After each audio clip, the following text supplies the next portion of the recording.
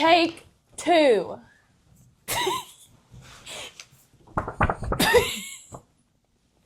She said I couldn't wave my van, but we gonna wave it a little bit. It's your favorite auntie on yours.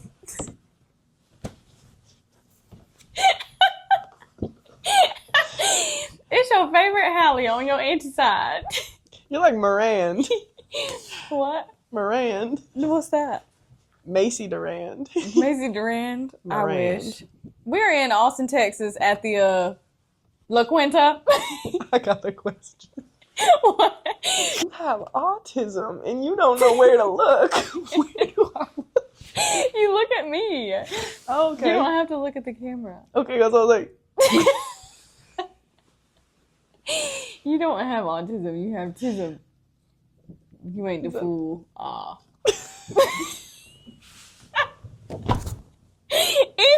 Anyways, this you ain't a fool.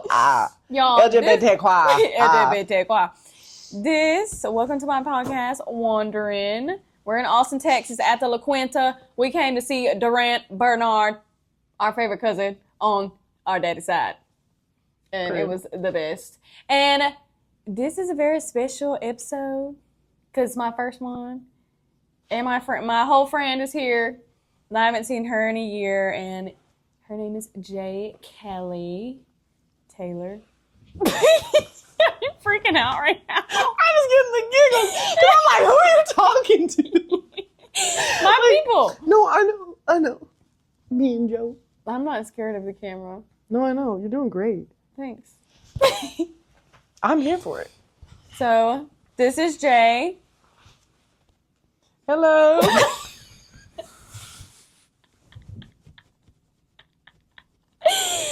She is a big time traveler. So, we're going to get right into it.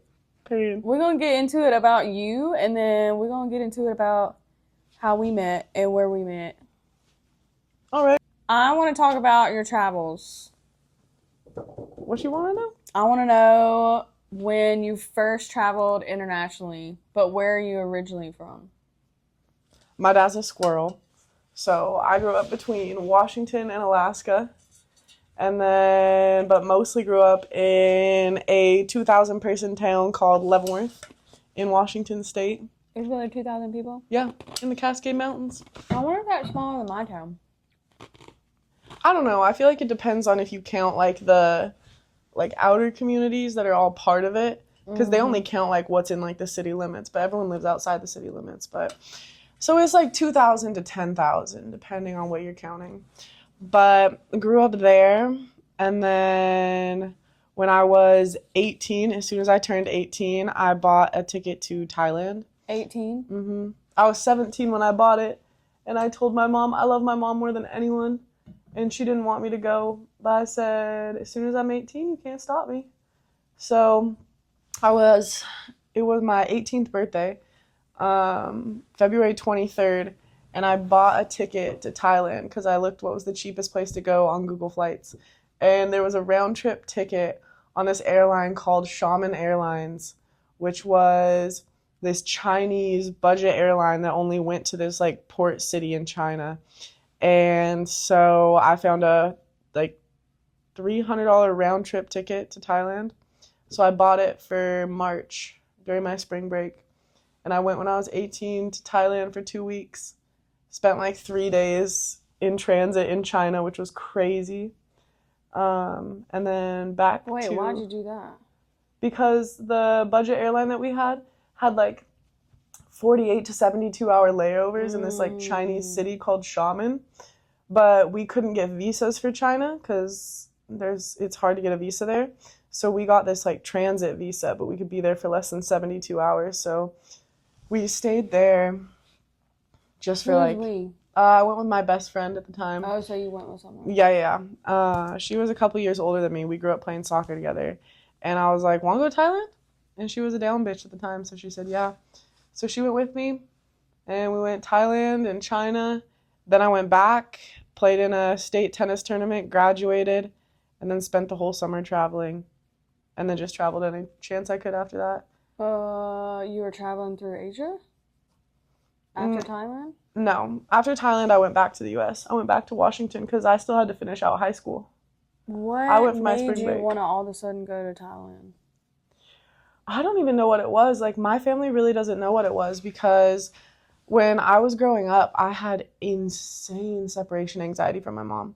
Like, so bad that, like, I played super competitive soccer from when I was in elementary school all the way through high school. Mm-hmm. And my mom used to have to come to every tournament when I was in elementary school and middle school because I would get so homesick that, like, my anxiety was insane. Like, I would be sick for, like, weeks leading up to a sleepover. And I, like, Dang. literally couldn't do it. Like, it was, like, ruining my life. So my I mom, didn't have that problem in yeah, high school.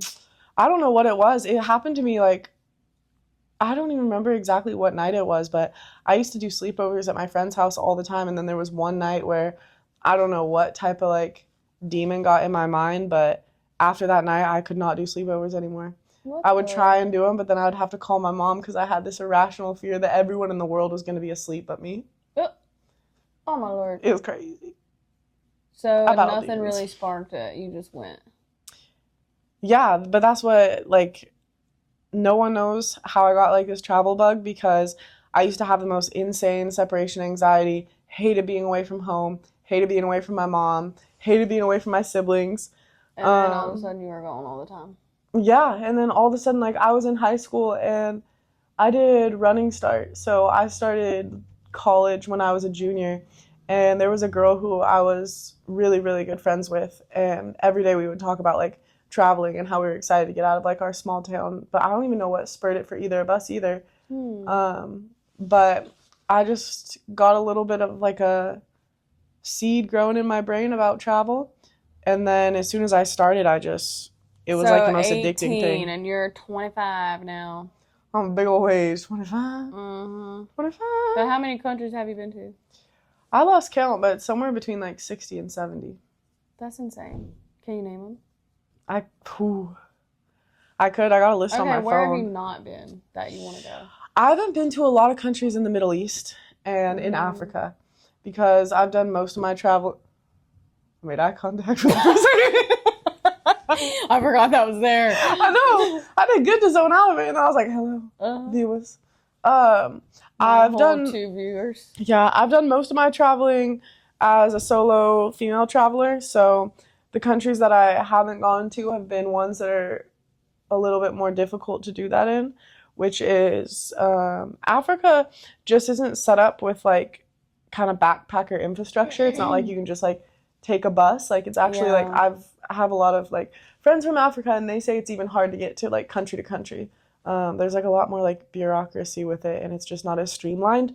So I haven't done as much traveling in Africa because that's a little bit more like destination and like having a plan, and I've always been a shit show with no plan. So Africa, there's more to it.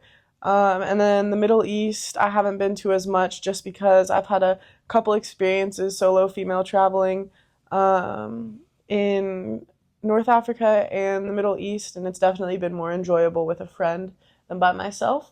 So I haven't explored those as much on my own, but definitely places I want to go when I have more money and someone wants to go with me.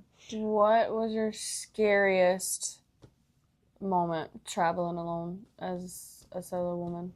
I would say my scariest experience overall was actually in one of like the coolest countries I've ever been, but it only like became a cool country when I was with a man, and that was Tunisia. Huh? Yeah, I absolutely loved Tunisia the last 2 weeks of my trip, and I absolutely hated Tunisia the first week of my trip. So the first week of my trip, I was completely alone. And then my second week and third week of the trip, I had met one of my best friends to this day. He's from Germany, but he's half Turkish, and he looks like very Arabic. But when I first got there, it was wild. I had never kind of experienced that level of like harassment, and almost like virtually all of that harassment disappeared as soon as I was with a man. But it was kind of a trial by fire for me because I had never been to like predominantly like Muslim countries. And being a solo female traveler, well, the first things you're going to get asked as soon as you get off the plane is, where's your boyfriend, where's your husband? And they're looking for a ring. and it's aggressive. As soon as they realize like you don't have like a boyfriend or a husband, then you're basically fair game. Like people were like grabbing at my wrist, grabbing at my hand, touching my hair.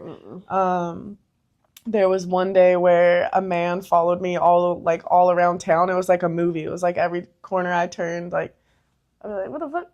He was like right behind me. I would look at him and be like, what? And then he would like act like he was like reading something. It was crazy. It was like a movie. I just couldn't go anywhere without someone like being all up on me. And then I was in a hotel, and the guy who ran the hotel was like knocking on my door in the middle of the night. Creepy. It was awful. Wait, where is this country? Tunisia's Northern Africa, so it's like Yeah, I was Morocco like, wait. is on the left, and then Tunisia's on the right of like the top of the country or the top of the Nothing about continent. Africa. Yeah. And then that was also the same trip where I know I've told you this story, but was when I almost got like abducted in the taxi because I booked a super, super cheap flight, got there at like 3 a.m, and this guy who spoke like broken Spanish, which was like the closest we could get to understanding one another, was saying like I was destined for him by God and was telling me that he was going to take care of me for the rest of my life. Hallelujah. Yeah, and I just had to convince him that if I was truly meant to be his and it was destined by God, then God would understand if I needed a shower and to sleep in my own damn bed. Wait, so that's when he took you back home when you were in the car? Yeah, at the time I was a real dirtbag. Like I wouldn't even buy SIM cards. I would just use Maps.me. And I was watching the maps and we just weren't even going towards the homestay that I had booked. And so I was like, what? And he was like, oh yeah, just let you know, God's decided that you're mine and I'm going to take care of you from now on. I said, okay, taxi driver with what money? I'm an expensive woman. And so he's taking us downtown Tunis, Tunisia. And I was like, women can't even go out. Like women can't drink, women can't go out, women can't even be in the restaurants that the men are in. Yeah. So I was like, well, I'm cooked. He's not taking me to a restaurant. He's taking me to his basement.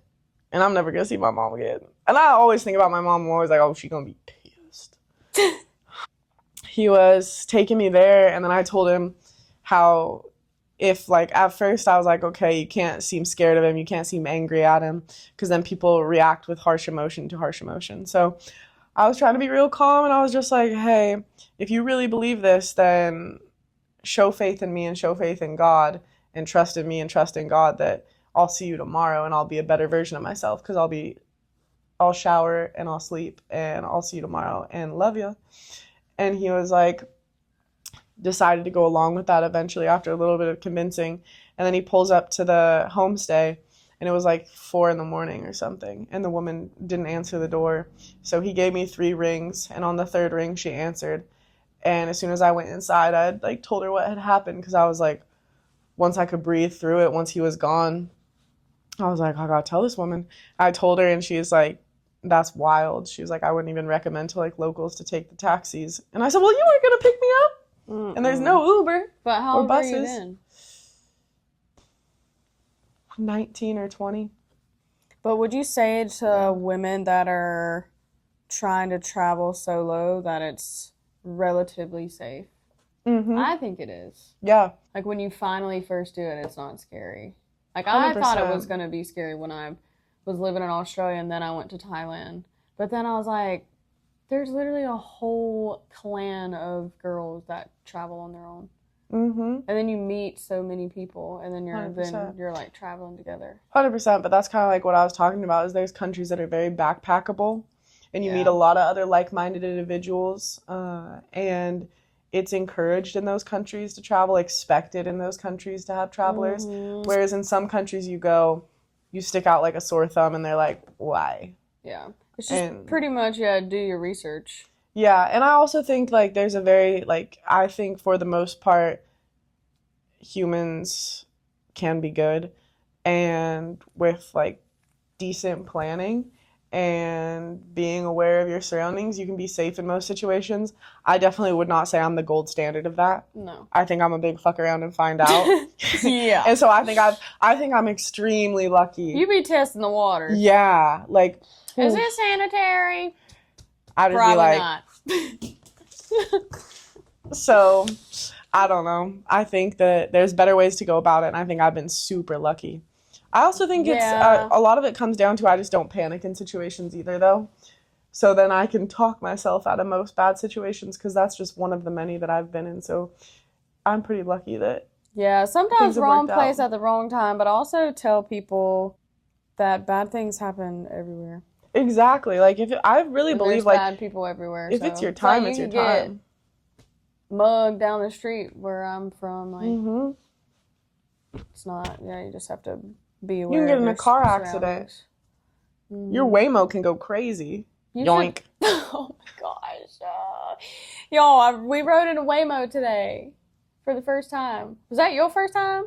I did it one time with in Arizona when I was with my family to go to the airport. I kind of like him though because I'm so antisocial. So it's like nice to like not Yeah, have I to was talk to scared at someone. first, but now I was kind of attached. Yeah, I mean you be talking to that thing like it's real. Told Like, Waymo you're- bye for the last time. Yeah, you're like love. Good night, you. Waymo. See you later. Love you, poo. See. And they ya. wouldn't let my friend out. Trying to get out of traffic. I said, let my friend out. He was Yeah, with other trying. people.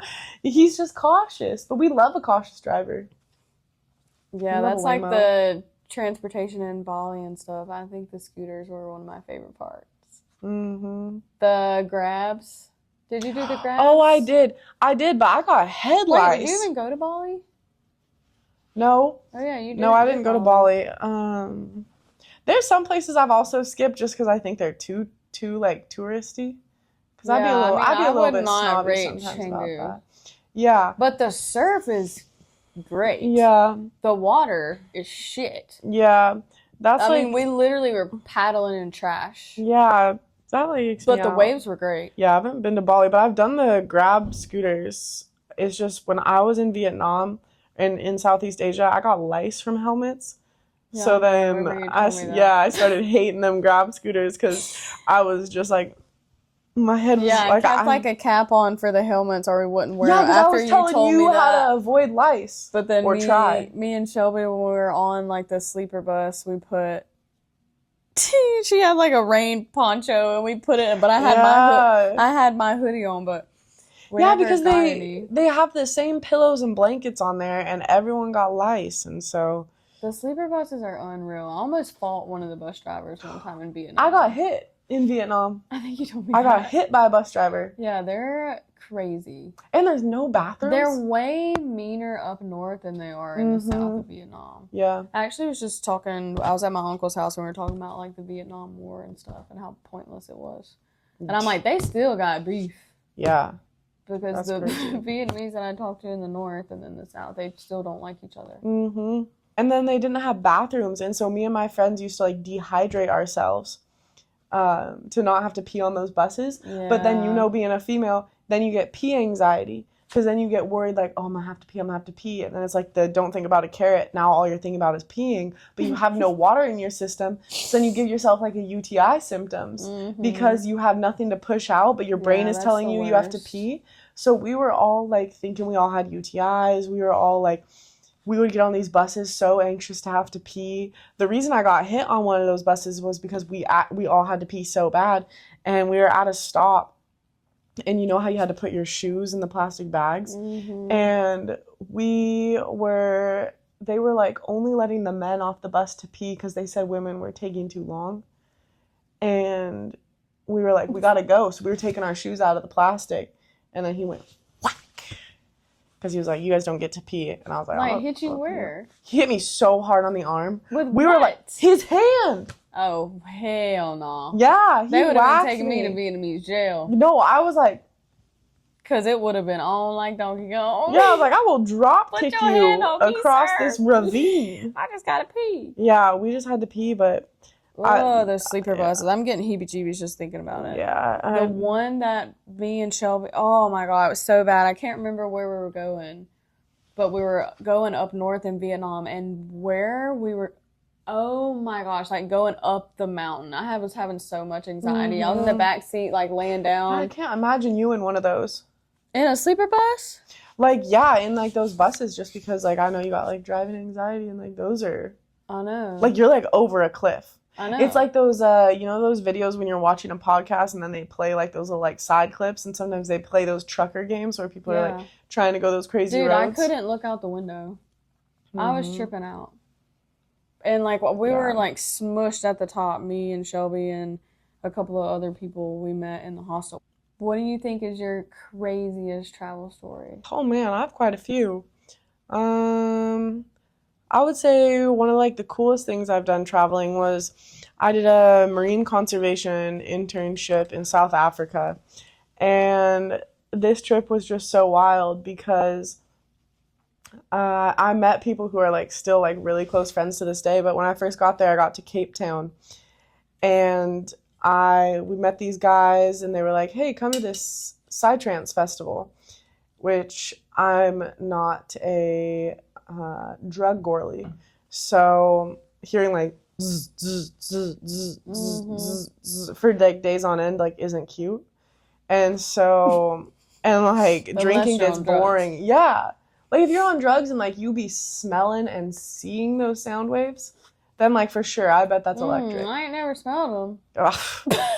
Like, I bet that's electric. Because, like, the people who we were, like, camping next to were, like, seeing all sorts of shit. And I was like, if I was on what you're on, this is probably way more entertaining. But for me, for sure. I was just, my favorite thing to do was just try and sleep the days away. Because I was like, this is actually, I mean, there was really cool parts of it, but a lot of it I was just like overstimulated. So it's like not something I ever wanted to do again, but something I was like really glad I experienced, and I went with cool people, so I did enjoy it, but you got to be on drugs for that. And then I after that went back to Cape Town, and when I got back my first night, I ordered a pizza from the hostel, and the pizza had pesto in it, and I have a severe nut allergy. Oh, yeah. And so I went into anaphylactic shock for 7 hours. Or like levels of anaphylactic shock. So the first hospital we went to was downtown Cape Town, and it was like 2 a.m. because I was just trying to fight off this allergy like by myself. I had taken a bunch of Benadryl because EpiPens are too expensive, and they expire like in a year. So I haven't been able to afford an EpiPen since I was like way younger. But so I just travel and hope for the best. And I also think like it's a little bit of an irrational ick to have allergies, so I don't really like to tell anyone that like I'm not allergic. Especially when you work in a restaurant, you in the kitchen, you're Yeah, like, they is not like- allergic. I'm allergic to avocado. No, you not. No, you're not. Tomatoes? Just say you What's don't gonna like happen? it. I'm allergic to cilantro. Well, I'll die, but I still don't be saying it. So I like ate this pesto, and I was on the ground in this hostel bathroom, which hostel bathrooms like are generally like little cesspools. And so I'm on the ground, and this guy who I had met from New York, he came in the bathroom and was like, "Dude, what's going on?" And I was like, oh my god. and so we found this hospital at like 2 a.m. in Cape Town. But Cape Town has some more intense areas, like most cities do. And so when I got to this hospital, they gave you paperwork that said if you were green, yellow, orange, or red. And I got given like yellow because I wasn't dying. But this hospital was just this big room with like one doctor like running around like a chicken with his head cut off. This is in Cape Town? Yeah, and it was like attached to a psych ward. So there's people, schizophrenic people like running around yelling at things that aren't there. There's people like bleeding out on the ground. Blah. Like there's people like missing parts of their body. There's poop, like human poop everywhere. I was like, oh my gosh. So I'm sitting there, and this guy gave me yellow paperwork. So he was like, I'll get to you when I get to you. And he was like, well, I'm gonna like give you an injection of, what is it that they give you for allergies? You asking me? Hold on, what is it that they give only you? pollen beats me It's up. not Benadryl. Nuts don't beat me up. It's not amoxicillin. Oh my god. What is the stuff that they give you? Benadryl. No, it's when they inject you. Well, whatever. An EpiPen. He was gonna give me this thing that was gonna like pull me out of the demon world I was fighting in. And he went to like, I was like, oh, I don't really know if I want this like needle in me, because like, what if this needle's been used before on one of these fools? And so I was sitting there, and I was getting kind of like, my vision was starting to go. And because I hadn't been breathing for a minute. And how old were you on this trip? 19, for sure, 19. And this schizophrenic woman comes over to me. She's not wearing pants. And she just poops right next to me. She goes, Are and I you was sure like, you were at a hospital or a crack house? girl, this is. But I thought Cape Town was, I thought it was kind of nice. It's beautiful. It's incredible. But it's super diverse. It's like LA. If you went Depends to on certain what areas area of you're LA, in. Yeah. you might find a hospital just like that. You go to certain areas of New York, you're going to find a hospital just like that. Like, if you go to, yeah. So she does this, and it gave me a rush of adrenaline in my body. So all of a sudden, I was like, I stopped passing out, and I was like, I can breathe again. So I just go grab my paperwork, rip my wristband off. I just walked out the door, and we call a Uber, and this Uber's like, what are you guys doing in this like part of town? Like, you're in a really rough area. I said, well, I'm dying. Bad. There wasn't one any closer. Yeah, I was like, well, girl, there's like nothing open. Like, it's the middle of the night. So we went to another hospital and said, epinephrine? Is that what it is? It might be epinephrine. I don't know. And so, epinephrine, because it's an EpiPen. Yes, I needed a little ting. And so they take us to this next hospital. They don't got stuff for it. So I was like, okay, perfect. We go back to the hostel because at this point I've had so much adrenaline through my body. I thought I was feeling better. So I go to lay down in bed, and like 10 minutes later, once I've like relaxed, I'm like so sick again. Like, I'm covered in hives. Like, I don't even look like a real person. And so I look at my friend, and I was like, we got to try one more time. Like, I'm like actually dying. And so this is what's so crazy is there's still a lot of segregation in South Africa. And we went to a white hospital. And we went to the white hospital. They got like a fountain. They got like, it's super nice, super clean. So they take me in. The doctor takes one look at me, and he goes, oh my gosh, like, you are just one big hive. So he immediately sends me back in, and they give me a shot in the butt, and I'm like, and I'm actually good this time. So that was crazy. And then after that, the next day, I went and spent a month in Sodwana Bay doing a marine conservation internship and learning how to free dive, and then free diving with big old sharks every day. Dang, I didn't know you did that. Yeah. Wait, how long did you do the marine thing? Like a month or two. You were in Cape Town for a month? I was in Cape Town for like a week or two. And then I went to Sodwana Bay and did this internship because that's like what I was there for. I had just gone to Cape Town like a week or so early because I wanted to explore Cape Town. And so those crazy things happened. And then I go to this Sodwana Bay, had the most incredible time diving with sharks. Me and the guy who I was doing it with, we would throw up every day on the water because we'd get boat sick until we like acclimated to it. Because when you're free diving, you free dive down and like the water is still like moving at those levels. So by the time you get back up to the top, we'd be sick. So we would only eat peanut butter toast because it was like the least foul to like throw up and keep diving because both of us would stay out there. But we eventually got over it. But we learned like the way to call sharks. So if you're ever in the ocean and you want a shark to come, you just take an empty plastic water bottle and you go, and it actually calls sharks because to them it sounds like the bones, fish bones cracking. So they're interested in what's going on because they think things are already feeding. Wow. So that's how we wouldn't chum. We thought like the guy was like, oh, it's unethical to chum the water or whatever. So we would like do an auditory chum. You bring plastic into the ocean and twist it. Twist it. Yeah. That's a bop it, twist it, rip it, pull it. That is yeah. wild. And then, yeah, I bet you learned a lot. Yeah, it was amazing. And then the guy who ran the boat, he was like the tribal leader for that, like for one of the tribes in Sodwana Bay. And he ended up, by the end of my internship, offering me a lobola, which means he offered my family, my mom, cows, or my mom and my dad, cows and chickens for me. Wait, what? He wanted me to be his wife. We called him Denny, and he drove the boat. And he said that he wanted me to be his wife. He was the head of this tribe, so he was like a big deal in this area. And he had a Pizza Hut, like not a Pizza Hut. He literally had a hut and made pizzas out of it, and we called it Pizza Hut. Oh. And so I loved Denny. I'd always go to Pizza Hut with him because he'd make me free pizzas. And then at the end, he said, I want you to be like my 8th wife. And he said, it's a really good position to be. I said, 8th wife? It's so romantic. So romantic. And he said, no, but it was actually, he was like, 8th is actually the sweet spot. Oh, period. Because he said, all my other wives have already, like, bared the children.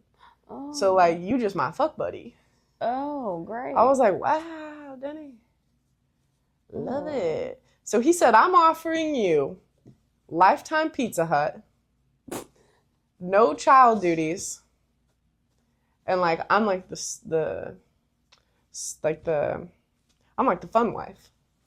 And so he asked me if my family would accept chickens and cows as a lobola, because lobola is like a dowry in that culture, in those cultures. And I said, on behalf of my family, I have to decline. I'm gonna leave now, Denny. And so then I left. But South Africa was wild.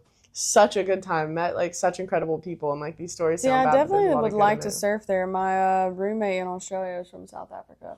Dang, I can't remember the town he was from, but I love when he'd call his family and they speak Afrikaans. Afrikaans. Yeah, Afrikaans. Afrikaans, yeah.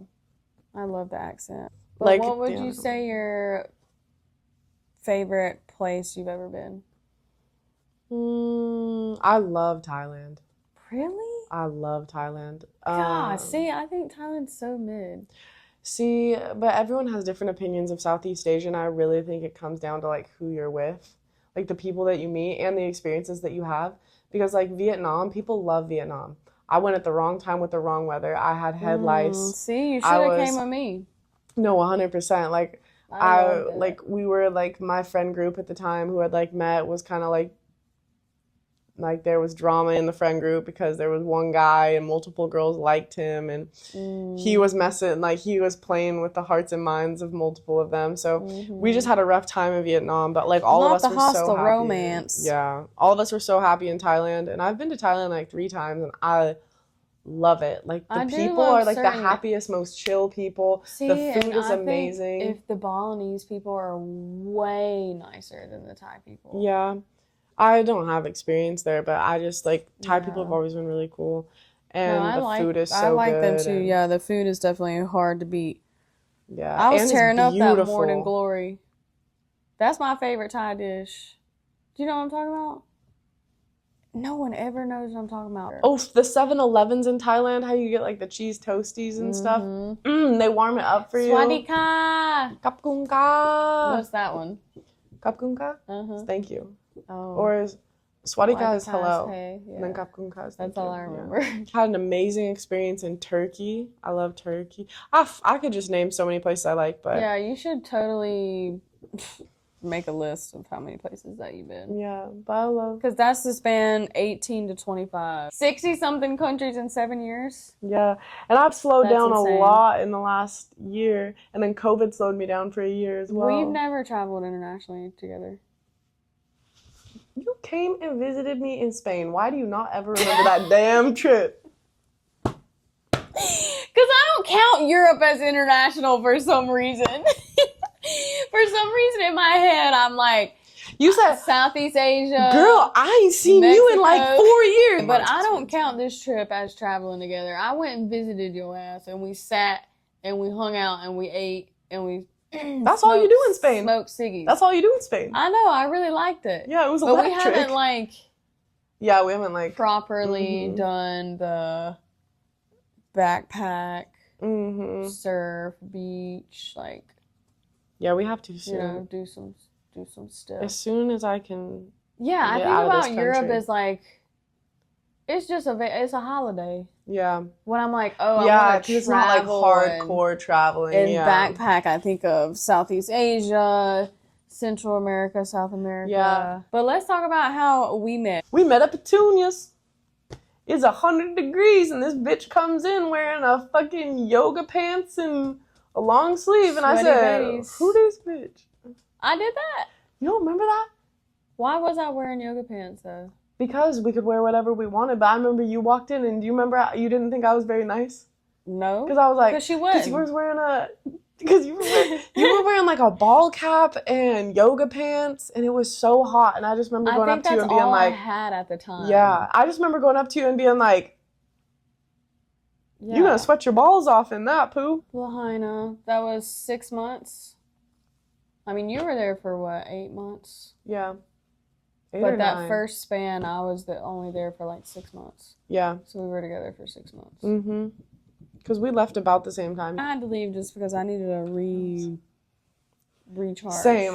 We all just needed to like reset at that point, but Maui's beautiful, but if you get into the wrong crowd, there's not much going on. yeah. So it was a good reset. And then we stayed besties. We did a bestie swap. Yup. You're bestie swap. You take mine, I'll take yours. That's Because fine. you were friends with her, and then I had my friend, and then they became friends, and then we became friends. And it's crazy because they're like to this day best friends, and we are to this day best friends. So it's actually really wild how that happened. Like it wasn't like we just low key swapped. Yeah, that's the cool thing about travel too, is who you're gonna meet along the way. It could be someone that's just passing through, or someone that's probably gonna stick around. Yeah, and when you are of the traveler mindset, it's very much not surface level. It's very much like deep connections right away, and you either fuck with the person or you don't because you don't have all that time and exterior circumstances of like relating over like school or work or this or that. You just either like are directly to the core of that person. You either like them or you don't. And if you like them, sometimes they end up staying in your life forever. There's so many people that I traveled with in Australia, and I still have them on Instagram. And we only traveled together for a little bit, but we still check in with each other all the time. And then there's some that are like, I was in their wedding, and then there's some they got blocked. You be hitting that block button. I ain't scared of You protect your peace. You Period. I had to, because I never used to, honestly. I would just let anybody and anybody's energy into my... You could be around, but you can't jump in it. No, you can't even be around. You're blocked. Yeah. You already hit the block button. 6 feet or more, please. Anyways, went to Duran Bernard concert. Y'all need to follow him. Watch his Tiny Desk. It's very good. You said the best concert you've probably ever been to? Yeah. Last concert I went to was Sexy Red, so my bar is a little bit askew. I don't think anything's ever going to top this one. Yep, he's up there. Okay, pretty much going to wrap it up. You did great. Thanks for having me. There's so much more to... much more to talk about just because you've been to so many places, but... Should I take us out in prayer or should I sing my song? Hold on. Let's pause on those two ideas. She also speaks Spanish. I sing Pipi caca. pipi caca. Does that mean ladies?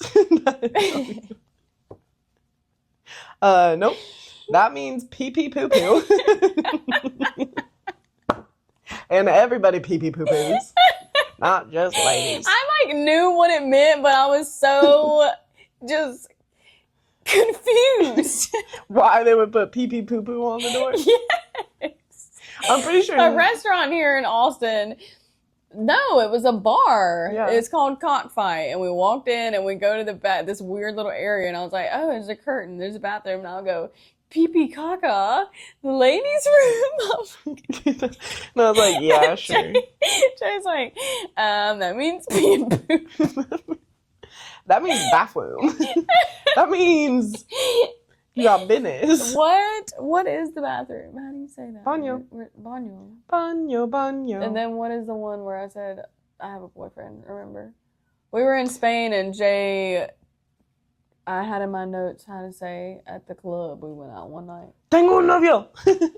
Tengo novio. Yeah, tengo novio. I don't think I had to use that. Everyone was speaking English.